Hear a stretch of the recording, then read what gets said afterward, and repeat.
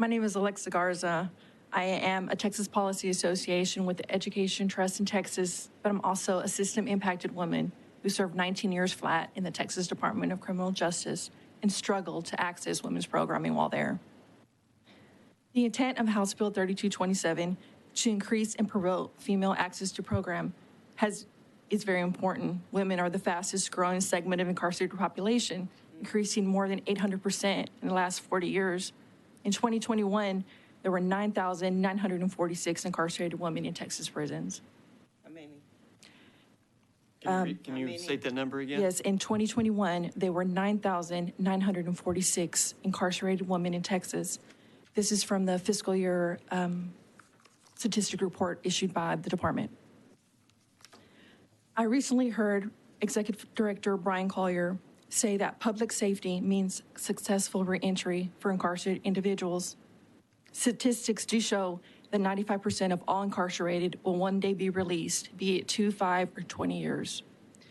In 2020 alone, 56,669 Texans were released from prison. It's funny, no one ever discussed reentry with me until 6 months prior to release.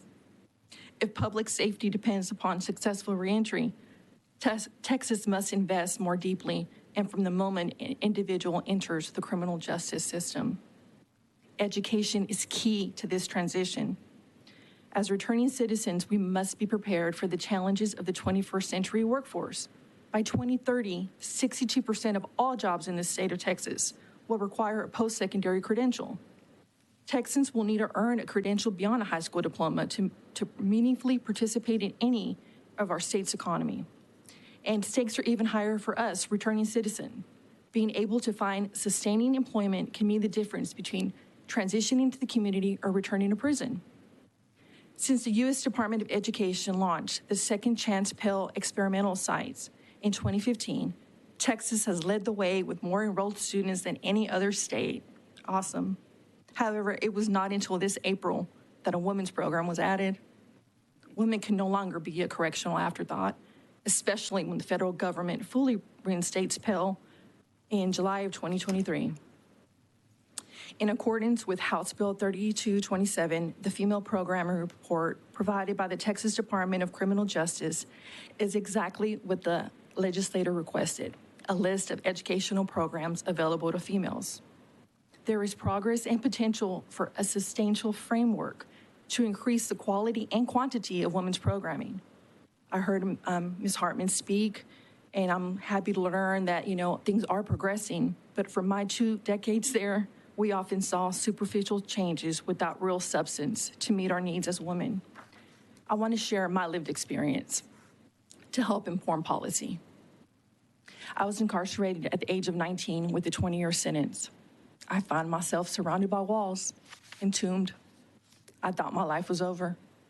I was desperate to find meaning and to keep going. But I wasn't eligible for the few programs that existed because of my sentence. I was only aware of the opportunity for college because my family inquired about educational programming. Without my family's support, I had no way of knowing. I took a class every night. The landscape for college was different back then. There was an on-site college counselor who assisted students in a variety of classes offered. As the years went on, the counselor disappeared.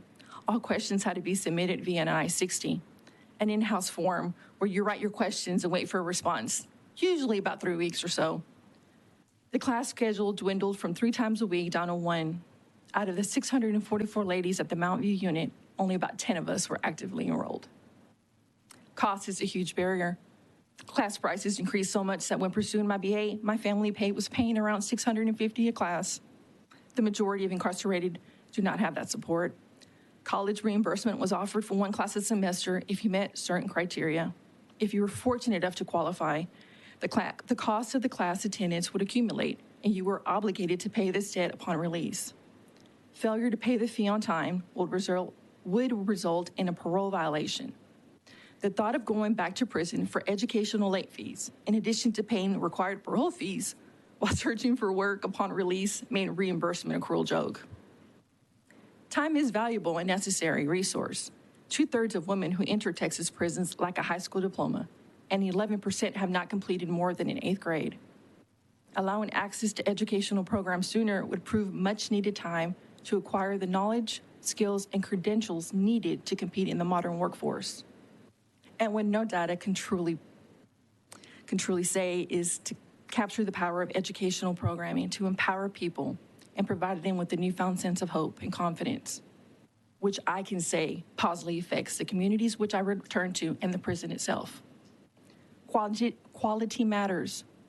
Whether that leads to academic degree or vocational and industry credentials, prisons should ensure the coursework can contribute to individuals' post-release efforts. This might be a 6-month vocational or a 2-year associate's degree. No matter what educational path, we need to ensure the programs are of quality and track data to inform choices. And placement can also dictate access. The majority of programs are only accessible in state jails, where only those individuals with less than 24 months left on their sentences can enroll. Even the physical placement of programs on specific units can play a crucial factor in interest, eligibility, and willingness to participate. Because let's be real, nobody wants to go to hobby. Access requires effective outreach and promotion. In the 19 years, I never once saw or heard a recent GED graduate be encouraged to enroll in higher ed. Developing and promoting a clear continuum of education for those receiving their GED to enroll in higher education is a great opportunity to follow the intent of House Bill 3227.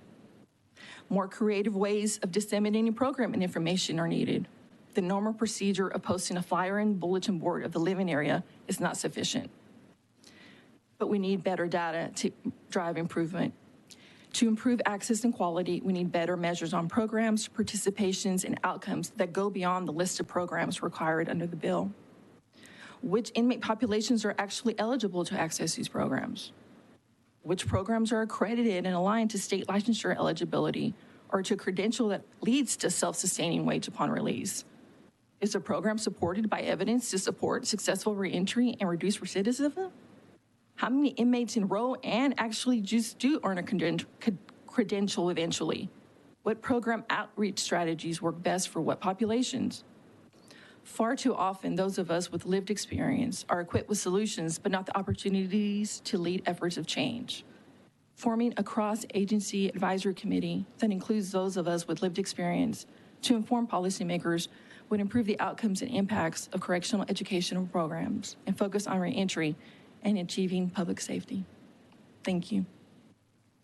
Thank you, Ms. Garza. We really appreciate you sharing that personal information with us.